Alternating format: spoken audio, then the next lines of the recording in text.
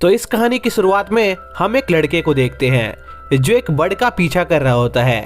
तभी वो अपने ग्रैंडफादर से उस बर्ड को मारने को कहता है ताकि उनके रात के डिनर का इंतजाम हो सके। जिस पर उस बच्चे के ग्रैंडफादर एक हथियार उठाकर उस बर्ड की तरफ फेंकते हैं, जिससे वो बर्ड मारा जाता है और उस पहाड़ से नीचे गिरने लगता है। लेकिन सही टाइम पर वो बच्चा उस बर्ड को पकड़ लेता है, जिसके बाद वो लोग घर पर जाते हैं, जहां पर पर्सिवल के ग्रैंडफादर पर्सिवल को उस बर्ड को खाने के लिए तैयार करने को कहते हैं। जिस पर पर्सिवल एक झटके में उस बर्ड को तैयार कर देता है और वो लोग खूब मजे से उस बर्ड के मीट को एंजॉय करते हैं। इसी बीच हम उस बर्ड पर एक अजीब तरह का मार्क देखते हैं जो कोई बुरे संकेत की तरफ इशारा कर रहा था। और खाना खाने के बाद पर्सिवल अपने ग्रैंडफादर के साथ ट्रेनिंग करने लग जाता है, जहां पर वो अपने ग्रैंडफादर से फाइट करता है। जहां पर पर्सिवल के ग्रैंडफादर काफी मेहनत करने के बाद पर्सिवल को उस लड़ाई में हराने में कामयाब हो जाते हैं। पर दूसरी तरफ पर्सिवल को खुद पर बहुत ज्यादा प्राउड महसूस हो रहा था, क्योंकि उसने इस बार अपने ग्रैंडफादर को काफी अच्छी टक्कर दी थी।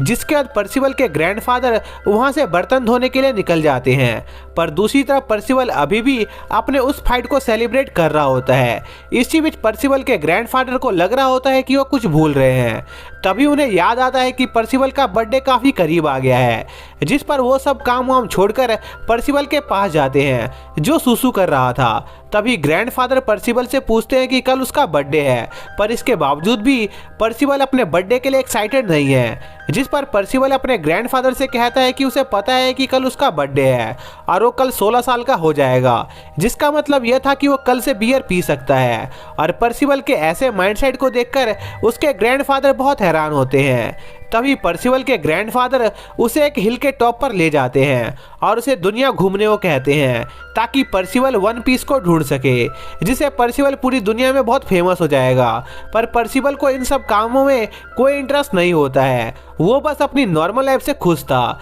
जिसके बाद रात में डिनर करते समय पर्सिवल के ग्रैंडफादर पर्सिवल को उसके फादर के बारे में बताते हैं, जो 16 साल की एज में ही एक एडवेंचर बन गए थे। इसलिए वो पर्सिवल को भी एक एडवेंचर बनने को कहते हैं। पर पर्सिवल अपने ग्रैंडफादर की बातों को रिएक्ट कर देता है, क्योंकि वो बस अपनी पूरी लाइफ अपने ग्रैंडफादर के साथ बिताना चाहता था। फिर डिनर करने के बाद पर्सिवल माउंटेन की चोटी पर जाता है और तारों को देखने लगता है और सोचने लगता है कि क्या उसे उसके ग्रैंडफादर की बात मानकर दुनिया घूमना चाहिए या नहीं। लेकिन फिर वो अपने उस प्लान को ड्रॉप कर देता है, क्योंकि वो अपनी इस लाइफ से खुश था, क्योंकि उसके ग्रैंडफादर उसके साथ थे। और ऐसे ही पर्सिवल को नींद आ जाती है और जब पर्सिवल की नींद खुलती है तो उसे एक आदमी दिखाई देता है जो एक उड़ती हुई बोट पर सवार था। तभी वो नाइट पर्सिवल से वर्गिस नाम के एक आदमी के बारे में पूछता है जो अपने ग्रैंडसन के साथ रहता था। जिस पर पर्सिवल उस आदमी से कहता है कि वो उसके ग्रैंडफादर हैं, लेकिन आपको उनसे क्या काम है। जिस पर वो नाइट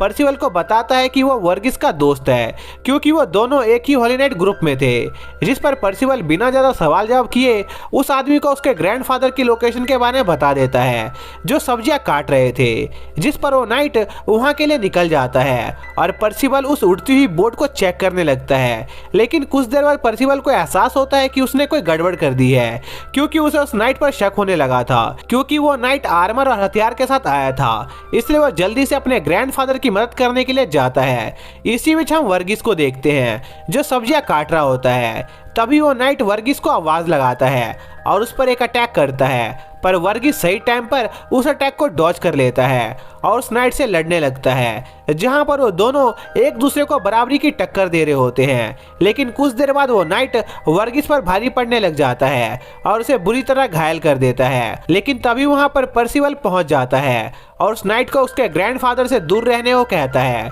पर उस नाइट को पर्सिवल की बातों से कोई फर्क नहीं पड़ता है और वो पर्सिवल पर एक अटैक करता है और उसे कहता है कि वो पहले उसके ग्रैंडफादर को जान से मारेगा, फिर अगली बारी उसकी है। जो सुनकर पर्सिवल को गुस्सा आ जाता है और वो उस माउंटेन के टुकड़े से उस नाइट पर अटैक करता है। पर वो नाइट उस रॉक को बड़ी आसानी से रोक लेता है, जो देखकर पर्सिवल उस नाइट पर बड़े रॉक से अटैक करता है, पर उससे भी उस नाइट को कुछ नहीं होता है। तभी उस नाइट को वर्गिस पीछे से पकड़ लेता है और पर्सिवल को वहां से भागने को कहता है। पर पर्सिवल अपने ग्रैंडफादर को यहाँ मरने के लिए छोड़कर नहीं जाना चाहता था। लेकिन तभी वो नाइट वर्गीस पर कई सारे अटैक करता है, जिससे वर्गीस की मरने जैसी हालत हो जाती है। साथ ही वो पर्सिवल पर भी एक जानलेवा हमला करता है, पर पर्सिवल अभी भी अपने पैरों पर खड़ा होता है और उस नाइट को एक पंच मारता है, पर उससे उस नाइट को कुछ नहीं होता है क्योंकि पर्सिवल बहुत कमजोर हो गया था। तभी वो नाइट पर्सिवल पर एक अटैक करके उसे दूर उड़ा देता है, जिससे पर्सिवल कुछ ही देर में मरने वाला होता है। तभी वर्गीस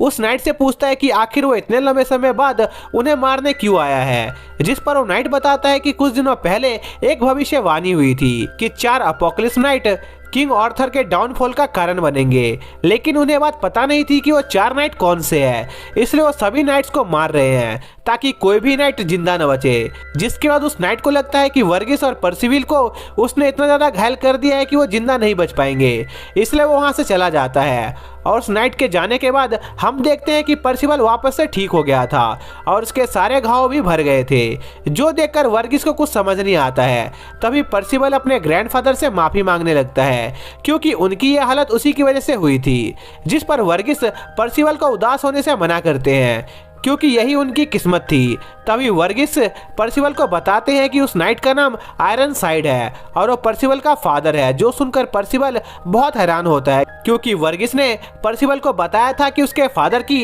एक एक्सीडेंट में डेथ हो गई थी। जिस पर वर्गीस पर्सिवल से कहता है कि अगर पर्सिवल पूरी सच्चाई का पता लगाना चाहता है तो उसे आयरन सॉर्ड को ढूंढना होगा और नाइट्स को बचाना होगा जिसे वो मारने वाला है। तभी वर्गीस को खून की उल्टी होने लगती है क्योंकि उसके पास ज्यादा समय नहीं बचा था, जिसके कुछ देर बाद वर्गीस की डेथ हो जाती है और पर्सिवल अपने ग्रैंडफादर को दफनाकर वापिस से अपने टूटे हुए घर में कुछ ढूंढने लगता है। तभी उसे एक बॉक्स दिखाई देता है जिसमें कुछ कपड़े थे जो वर्गीस ने पर्सिवल के एडवेंचर पर जाने के लिए रखे थे, जिस पर पर्सिवल उस ड्रेस को पहन लेता है और अपने ग्रैंडफादर के कब्र से एक आखिरी बार अलविदा लेकर वहां से निकल जाता है। जिसके बाद पर्सिवल उस माउंटेन से नीचे उतरने लगता है, पर काफी देर उतरने के बाद भी वो नीचे नहीं पहुंच पा रहा था, पर पर्सिवल हार नहीं मानता है और नीचे उतरना जारी रखता है और कुछ देर के कोशिश के बाद वो फाइनली नीचे उतरने में कामयाब हो जाता है, जहां पर उसे एक जीव दिखाई देता है और पर्सिवल पहली बार किसी ऐसे जीव को देख रहा था, इसलिए वो उससे बात करने की कोशिश करता है और उसे अपने बारे में बताने लगता है। लेकिन उस जीव को पर्सिवल की कोई बात समझ नहीं आ रही थी। तभी पर्सिवल उस जीव से पूछता है कि क्या वो किसी ऐसी जगह के बारे में जानता है जहां पर लोग रहते हों, पर वो जीव पर्सिवल को इग्नोर मारकर वहां से जाने लगता है, जिस पर पर्सिवल उस जीव का पीछा करने लगता है, जो देखकर वो जीव वहां से भागने लगता है। इसी बीच पर्सिवल को फाइनली कुछ लोग दिखाई देते हैं जो कुछ मैजिक परफॉर्म करने की कोशिश कर रहे थे, जहां पर कैट्स हवा में बिना आग के पेपर जला रहा होता है, इसलिए कैट्स अपने साथी से भी इसकी प्रैक्टिस करने को कहता है, पर कैट्स का साथी इसके लिए मना कर देता है क्योंकि कोई उन्हें नहीं देख रहा था। तभी वहां पर पर्सिवल आ जाता है जो उन लोगों के मैजिक ट्रिक को देखकर बहुत हैरान था। तभी पर्सिवल उन्हें वो मैजिक दोबारा परफॉर्म करने को कहता है, जिस पर डैनी मैजिक परफॉर्म करके दिखाने के बदले पर्सिवल से कुछ पैसे मांगता है, पर पर्सिवल अपनी लाइफ में पहली बार पैसों के बारे में सुन रहा था, इसलिए उसे समझ नहीं आ रहा था कि आखिर डैनी किस बारे में बात कर रहा है, जो देखकर डैनी को लगता है कि पर्सिवल उसे बेवकूफ बनाने की कोशिश कर रहा है, इसलिए वह उसे मैजिक दिखाने को तैयार हो जाता है और पर्सिवल को हवा में उड़ाकर वहां से भाग जाता है, जिस पर पर्सिवल नीचे उतरने की कोशिश करता है, पर वह ऐसा नहीं कर पाता है, जिस पर डैनी के साथी डैनी को डांटने लगते हैं क्योंकि डैनी एक बच्चे को परेशान कर रहा था। लेकिन तभी वहां पर उनके सामने पर्सिवल बहुत तेजी के साथ आ जाता है और पर्सिवल की ऐसी स्पीड देखकर वो लोग बहुत हैरान होते हैं और डैनी पर्सिवल से उसके पहले के बिहेवियर के लिए माफी मांगने लगता है और पर्सिवल से पूछता है कि आखिर वो ट्रैवल क्यों कर रहा है, जिस पर पर्सिवल बताता है कि वो आयरन साइड नाम के एक हॉली नाइट को ढूंढ रहा है क्योंकि उसने उसके ग्रैंडफादर को जान से मार दिया था। जिस पर वो लोग पर्सिवल से पूछते हैं कि क्या वो उस हॉली नाइट से अपना बदला लेना चाहता है, जिस पर पर्सिवल कहता है कि उसे नहीं पता कि वो उस हॉली नाइट से बदला लेना चाहता है या नहीं, क्योंकि वो उसके फादर है, जो जानकर वो लोग बहुत हैरान होते हैं और पर्सिवल से कहते हैं कि वो लोग एक विलेज में जा रहे हैं जहां पर शायद से उन्हें उस हॉली नाइट के बारे में कुछ पता चल जाए, जिस पर पर्सिवल उन लोगों से उसे भी उनके साथ ले चलने को कहता है, जिस पर डैनी मान जाता है, पर इसके बदले वो पर्सिवल से एक ट्रिक करके दिखाने को कहता है, जहां पर वो लोग पर्सिवल को एक बो और एरो देते हैं और उसे एक टारगेट को हिट करने को कहते हैं, पर पर्सिबल गलती से डैनी को गंजा कर देता है।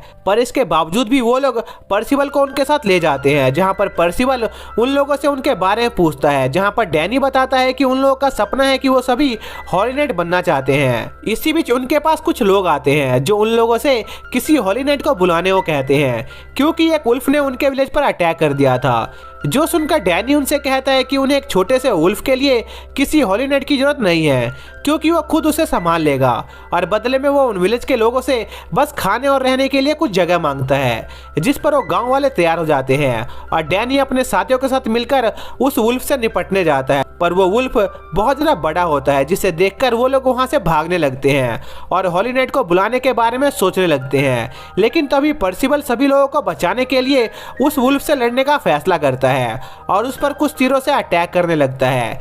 लेकिन वो सारे तीर उल्टा पर्सिबल को ही हिट कर जाते हैं, क्योंकि पर्सिबल का निशाना बहुत बेकार था। और यह मौका देखकर वो वुल्फ पर्सिबल पर अटैक कर देता है, लेकिन सही टाइम पर डैनी बीच में आकर पर्सिबल को बचा लेता है। पर तभी वो मॉन्स्टर फिर से उन पर अटैक कर देता है, जिस पर पर्सिबल उस वुल्फ के अटैक को अपने हाथों से रोक लेता है और बड़ी आसानी से उस वुल्फ को हरा देता है। और पर्सिबल की ऐसी पावर देखकर वो लोग बहुत हैरान होते हैं। इसी बीच हम देखते हैं कि उस वुल्फ पर भी वही मार्क होता है जिसे हमने शुरुआत में एक बर्ड के ऊपर देखा था। साथ ही वहां पर वो जीप भी मौजूद होता है जिसे पर्सिबल अपने सफर के शुरुआत में मिला था। इसी बीच हम एक आदमी को देखते हैं जो अपने एक जादुई मिरर में पर्सिबल को देख रहा होता है और वो पर्सिबल की पावर से बहुत इम्प्रेस होता है, इसलिए वो एक बार पर्सिबल से फेस टू फेस मिलने का फैसला करता है। इसी बीच हम डैनी को देखते हैं जिसकी कैट पट्टी कर रहा होता है। तभी डैनी कैट से पर्सिबल के बारे में पूछता है, जिस पर कैट बताता है कि अल्वा उसे नहलाने ले गई है और नहाने से वापस आने के बाद वो सभी लोग उस वुल्फ के मरने की खुशी में पार्टी करते हैं, जहां पर पर्सिबल सभी से आयरन साइड के बारे में पूछने लगता है, लेकिन किसी को भी आयरन साइड के बारे में कुछ नहीं पता था। तभी वहां पर ब्लैक नाइट आ जाता है जो पर्सिबल को बताता है कि वो आयरन साइड को जानता है। साथ ही वो पर्सिबल को जिंदा देखकर बहुत हैरान था, क्योंकि उसे खबर मिली थी कि आयरन साइड ने वर्गिस और पर्सिबल को मार दिया है। जिस पर पर्सिबल ब्लैक नाइट से आयरन साइड के बारे में पूछता है, पर ब्लैक नाइट पर्सिबल को कुछ भी बताने से मना कर देता है और उसे उससे लड़ने को कहता है, जिस पर पर्सिबल ब्लैक नाइट से लड़ने लगता है और उसे कहता है कि अगर वो लड़ाई जीत गया तो ब्लैक नाइट उसे आयरन साइड के बारे में बताएगा। जिस पर ब्लैक नाइट कहता है कि अगर वो लड़ाई जीत गया तो पर्सिबल को जिंदगी भर उसका गुलाम बनकर रहना होगा, जिस पर पर्सिबल मान जाता है और उनके बीच लड़ाई शुरू हो जाती है, जहां पर उस ब्लैक नाइट पर पर्सिबल के अटैक का कोई असर नहीं हो रहा था। तभी वो ब्लैक नाइट पर्सिबल को पकड़ लेता है और उसे मैजिक यूज करने को कहता है, क्योंकि ब्लैक नाइट को मजा नहीं आ रहा था। जिस पर पर्सिबल कहता है कि उसे मैजिक यूज करना नहीं आता है, जो सुनकर ब्लैक नाइट को गुस्सा आ जाता है, क्योंकि उसका सारा मजा खराब हो गया था। इसलिए वो गुस्से में पर्सिबल को एक पंचिंग बैग की तरह यूज करने लगता है, जो उस विलेज के लोगों से देखा नहीं जाता है, लेकिन वो लोग इसमें कुछ नहीं कर सकते थे क्योंकि वो उस ब्लैक नाइट का मुकाबला नहीं कर सकते थे। तभी एक लड़का पर्सिबल को उसका मैजिक पावर यूज करने को कहता है, जिस पर पर्सिबल की बॉडी चमकने लगती है और पेल काफी दूर उड़ जाता है, जो देखकर पेल काफी शॉक था कि पर्सिबल मैजिक पावर कैसे यूज कर सकता है, क्योंकि पर्सिबल ने उसे कहा था कि वो मैजिक का इस्तेमाल नहीं कर सकता है। वहीं दूसरी तरफ पर्सिबल खुद भी अपने हाथों से निकल रही रोशनी को देखकर काफी ज्यादा घबरा जाता है, क्योंकि उसे लग रहा था कि उसके हाथों में आग लग गई है। इसलिए पर्सिबल उस आग को बुझाने की कोशिश करने लगता है, जिसमें पर्सिबल का हाथ गलती से पेल पर लग जाता है, जिससे पेल काफी दूर जाकर गिरता है। जो देखकर पर्सिबल के दोस्त उसे समझाते हैं कि वो आग और कुछ नहीं पर्सिबल का ही मैजिक है, जिसका इस्तेमाल वो पेल से अपना रिवेंज लेने के लिए कर सकता था। जो सुनकर पर्सिबल वापस से थोड़ा सा शांत होता है। इसी बीच पेल वापस अपने पैरों पर खड़ा हो जाता है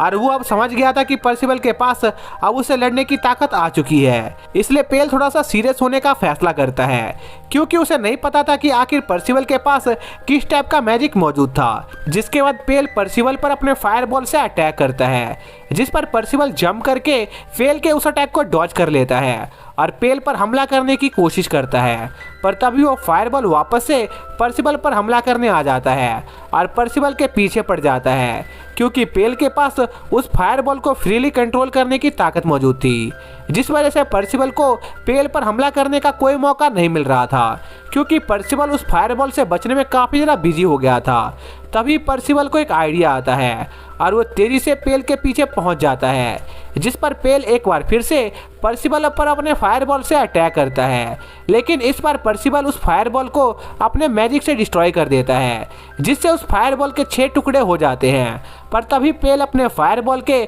उन टुकड़ों का इस्तेमाल करके पर्सिबल पर हमला करता है, जिस पर पर्सिबल की बॉडी जलने लगती है। और पेल की फायरबॉल तब तक जलती रहती थी जब तक कि उसका ओपोनेंट पूरी तरह से जलकर राख में न बदल जाए, जिस पर पेल पर्सिबल को हार मानकर उसके सामने सरेंडर करने को कहता है। पर इतनी बुरी हालत में होने के बावजूद भी पर्सिबल पेल के सामने सरेंडर करने से मना कर देता है और अपनी पूरी बॉडी को अपने मैजिक से कवर करके खुद को उस आग से जलने से बचाने की कोशिश करने लगता है, जो देखकर पेल पर्सिबल से काफ़ी ज़्यादा इम्प्रेस होता है, क्योंकि पर्सिबल को उसका मैजिक अनलॉक किए बस कुछ ही समय हुआ था। लेकिन इसके बावजूद भी पर्सिबल का उसके मैजिक के ऊपर काफ़ी ज़्यादा अच्छा कंट्रोल था। पर अब तक काफ़ी ज़्यादा देर हो चुकी थी, क्योंकि पेल की आग की वजह से पर्सिबल की बॉडी काफ़ी हद तक जल चुकी थी। इसलिए पेल पर्सिबल को एक आखिरी बार उसके सामने सरेंडर करने का ऑफर देता है, पर पर्सिबल पेल के उस ऑफर को रिजेक्ट कर देता है और अपनी जिद पर अड़ा रहता है। तभी हम देखते हैं कि पर्सिबल अपने मैजिक की मदद से अपने छोटे छोटे मिनिएचर फॉर्म में बनकर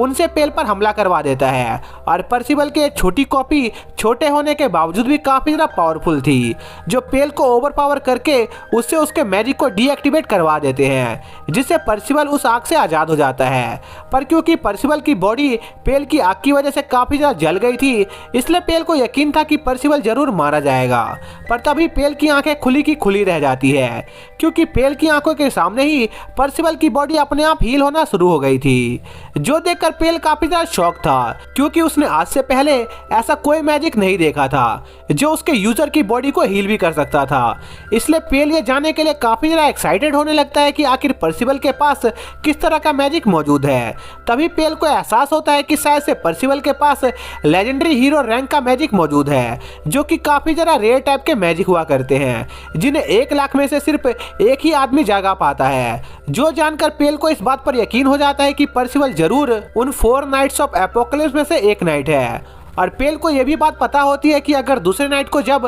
पर्सिबल के मैजिक टाइप के बारे में पता चलेगा तो वो लोग पर्सिबल को पकड़ने जरूर आएंगे। लेकिन पेल खुद पर्सिबल को पकड़ना चाहता था, और पेल जब ये सब सोच ही रहा होता है तभी पर्सिबल पेल को एक जोरदार मुक्का मारता है, जिससे पेल काफी दूर जाकर गिरता है। जो देखकर पेल पर्सिबल की काफी ज्यादा तारीफ करता है, क्योंकि एक न्यू मैजिक यूजर होने के बावजूद भी पर्सिबल का उसके मैजिक के ऊपर काफी ज्यादा एडवांस कंट्रोल था। और पेल से अपनी तारीफ सुनकर पर्सिबल थोड़ा शर्माने लगता है। पर तभी पेल पर्सिबल से कहता है कि भले ही पर्सिबल के पास एक यूनिक मैजिक टाइप मौजूद क्यों ना हो, पर इसके बावजूद भी पर्सिबल उसे नहीं हरा सकता है, क्योंकि उसके पास काफी ज्यादा एक्सपीरियंस है। जो कहने के साथ ही पेल सिर्फ अपनी आधी ताकत का यूज करके खुद को उन सभी छोटे पर्सिबल के क्लोन से आजाद करवा लेता है और पर्सिबल की तरफ अपनी फुल पावर के साथ हमला करने के लिए आगे बढ़ने लगता है। जो देखकर डैनी बीच में पर्सिबल की मदद करने आ जाता है और अपने फ्लोटिंग मैजिक का यूज करके पेल को हवा में उड़ा देता है, क्योंकि डैनी जानता था कि पर्सिबल अभी एक फुल पावर नाइट का सामना करने जितना ताकतवर नहीं है।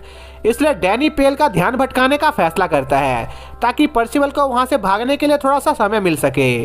पर पर्सिबल वहां से भागने से साफ इनकार कर देता है, क्योंकि पर्सिबल पेल से आयरन साइड का पता पूछना चाहता था। इसी बीच पेल का दिमाग खराब होने लगता है और वो अपनी काफी सारी पावर को एक साथ रिलीज कर देता है, जिससे वहां पर एक बड़ा फायरबॉल क्रिएट हो जाता है और डैनी उस अटैक से घायल हो जाता है। जो देखकर पेल को थोड़ा दुख होता है, क्योंकि वो एक ईमानदार नाइट था जो आम लोगों को चोट नहीं पहुंचाता था। लेकिन डैनी ने उसके और पर्सिबल की लड़ाई के बीच में आकर काफी बड़ी गलती कर दी थी, इसलिए उसके पास डैनी पर अटैक करने के अलावा और कोई चारा नहीं था, जिसके बाद पेल डैनी और पर्सिबल को मारने के लिए उनकी तरफ बढ़ने लगता है। पर तभी उनके बीच वही क्रिएचर आ जाता है जिसे पर्सिबल की मुलाकात यहाँ आने से पहले हुई थी, और उस क्रिएचर को वहां पर देखकर पेल भी थोड़ा कंफ्यूज हो जाता है। तभी वो क्रिएचर अपनी पॉकेट से एक स्टोन निकालता है, जिसकी वजह से पर्सिबल और डैनी एक ड्रैगन के बोन के ऊपर टेलीपोर्ट हो जाते हैं, जो कि डैनी के विलेज से 50 किलोमीटर दूर था। जिस पर पर्सिबल वापस से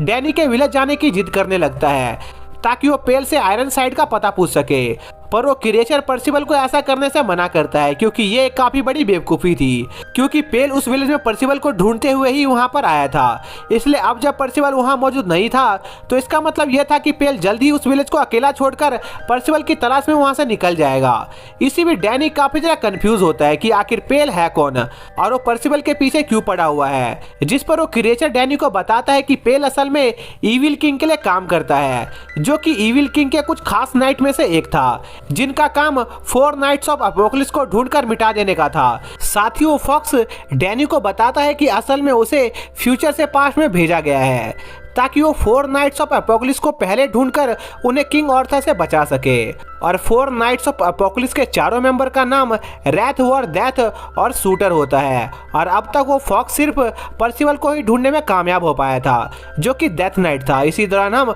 हॉली नाइट के बेस का सीन देखते हैं जहां पर सभी नाइट इकट्ठा हुए थे ताकि वो लोग एक दूसरे के साथ 4 नाइट्स ऑफ अपोकलिप्स के ऊपर इकट्ठा की गई सारी इन्फॉर्मेशन को शेयर कर सके। इसी दौरान वहां पर पेल भी आ जाता है और वो लोग अपनी मीटिंग स्टार्ट कर देते हैं, जहां पर हमें पता चलता है कि असल में किंग ऑर्थर ने अपने 4 नाइट्स ऑफ अपोकलिप्स की खोज कई सालों पहले ही शुरू कर दी थी। इसका मतलब यह था कि अभी वो सभी 4 नाइट्स ऑफ अपोकलिप्स छोटे से बच्चे थे जिन्हें पकड़ना काफी ज्यादा आसान होने वाला था। साथ ही उन लोगों को यह भी अंदाजा था कि आखिर कौन सा नाइट ऑफ अपोकलिप्स किस टाइप का दिखता है, जैसे कि उन सभी में से एक नाइट ऑफ अपोकलिप्स के पास गोल्डन मैजिक मौजूद था, वहीं दूसरे नाइट ऑफ अपोकलिप्स के आंखों के अंदर हॉलीनेस और हेल की पावर मौजूद थी। वहीं एक नाइट ऑफ अपोकलिप्स के बाल पत्ते के शेप के थे, जो सुनकर आयरनसाइड समझ जाता है कि वो आखिरी नाइट ऑफ अपोकलिप्स जरूर पर्सिबल ही होगा। इसलिए आयरनसाइड को इस बात का पछतावा होने लगता है कि वो इस बात को कंफर्म नहीं कर पाया कि उस दौरान पर्सिबल मारा गया था या नहीं, और इस बारे में सोचते हुए आयरनसाइड वहां से जाने लगता है। पर तभी वहां पर पेल आ जाता है, जो आयरनसाइड को उसका काम ठीक से ना करने के लिए डांट रहा होता है, जिस पर आयरनसाइड अपनी तलवार निकालकर पेल को धमकी देता है कि अगर उसने एक पल में उसका रास्ता नहीं छोड़ा तो वो उसे जान से मार देगा। पर पेल को आयरनसाइड की धमकी से कोई डर नहीं लगता है, जिस पर आयरनसाइड पेल को उसके इस काम को पूरा करने को कहकर वहां से जाने लगता है, जिस पर पेल पर्सिबल को जान से मारने से मना कर देता है और आयरनसाइड को आइडिया देता है कि उन दोनों को एक साथ मिलकर पर्सिबल को ट्रेन करना चाहिए, क्योंकि पर्सिबल के अंदर काफी ज्यादा टैलेंट मौजूद है जिससे पेल वेस्ट होने देना नहीं चाहता था। और अगर उन्होंने पर्सिबल को हॉली नाइट में शामिल कर लिया तो इससे उनकी फोर्स पहले से काफ़ी ज़्यादा पावरफुल बन जाएगी। साथ ही पर्सिबल उन्हें कभी भी धोखा भी नहीं देगा, जिससे उसके 4 नाइट्स ऑफ अपोकलिप्स बनने के चांस काफ़ी ज़्यादा कम हो जाएंगे। पर आयरनसाइड इसके बिल्कुल खिलाफ होता है, क्योंकि प्रोफेसी के हिसाब से एक दिन पर्सिबल उनकी इस पूरी दुनिया को तबाह कर देगा, इसलिए उन्हें प्रोफेसी को पूरा होने से किसी भी तरह रोकना था। वहीं दूसरी तरफ पर्सिबल को भी फॉक्स से उस प्रोफेसी के बारे में पता चलता है, पर प्रोफेसी को सुनने के बावजूद भी पर्सिबल को ज्यादा फर्क नहीं पड़ता है, क्योंकि प्रोफेसी को गलत प्रूफ करने के लिए पर्सिबल को बस इस दुनिया को डिस्ट्रॉय नहीं करना था। पर फॉक्स को पता था कि प्रोफेसी को इतनी आसानी से चेंज नहीं किया जा सकता है, इसलिए वो पर्सिबल को उसके साथ चलने को कहता है। पर पर्सिबल उस फॉक्स के साथ जाना नहीं चाहता था, क्योंकि वो आयरनसाइड को ढूंढना चाहता था, जिस पर वो फॉक्स पर्सिबल को बताता है कि आयरनसाइड और दूसरे सभी नाइट्स कैमलॉट में मौजूद है। जो सुनकर डैनी को लगता है कि वो फॉक्स झूठ बोल रहा है, क्योंकि कैमलॉट 16 साल पहले डिस्ट्रॉय हो गया था, जिस पर वो फॉक्स कहता है कि उनकी बात पूरी तरह से गलत नहीं है, क्योंकि कैमलॉट 16 साल पहले हुई लड़ाई के बाद से एक अलग ही जगह पर एग्जिस्ट करता था, जहां पर जाने के लिए उन्हें पहले लियोनस किंगडम से गुजरना था। और लियोनस किंगडम का नाम सुनते ही पर्सिबल एकदम से उस फॉक्स के साथ जाने को तैयार हो जाता है और वो लोग अपनी जर्नी स्टार्ट कर देते हैं, जहां पर रास्ते में पर्सिबल को भूख लगने लगती है, इसलिए वो रुककर किसी चीज का शिकार करने का फैसला करता है। पर डैनी को याद आता है कि पर्सिबल को शिकार करना नहीं आता था, इसलिए वो पर्सिबल से उसके हथियार ले लेता है, जिस पर पर्सिबल वहां मौजूद जंगल में घूमने चला जाता है और डैनी उनके लिए शिकार पकड़ने की कोशिश करने लगता है। इसी दौरान पर्सिबल को एक अजीब सी जगह दिखाई देती है, इसलिए वो उस जगह को चेक करने चला जाता है। तभी हम डैनी को देखते हैं, जिसका एरो गलती से एक जाइंट नन को लग जाता है, जिस पर डैनी उसे माफी मांगता है, जिस पर वो जाइंट डैनी को माफ कर देती है, क्योंकि उसे ज्यादा चोट नहीं आई थी। तभी वहां पर 2 फेरीज आ जाती है, जो उन्हें बताती है कि पर्सिबल गलती से ऐसी जगह चला गया है जहां पर एक खतरनाक आदमी रहता था। इसी बीच हम देखते हैं कि पर्सिबल एक कैद फेरी की एक जगह से भागने में मदद करता है, पर तभी कोई पीछे से आकर पर्सिबल को बेहोश कर देता है, जो कि हेब्राइटिस नाम का एक साइंटिस्ट था, जिसे जिंदा चीजों पर एक्सपेरिमेंट करके उन्हें मारने में काफी ज्यादा मजा आता था। और इस बार उसका शिकार पर्सिबल था, जिसके साथ ही यह पार्ट यहीं पर खत्म हो जाता है।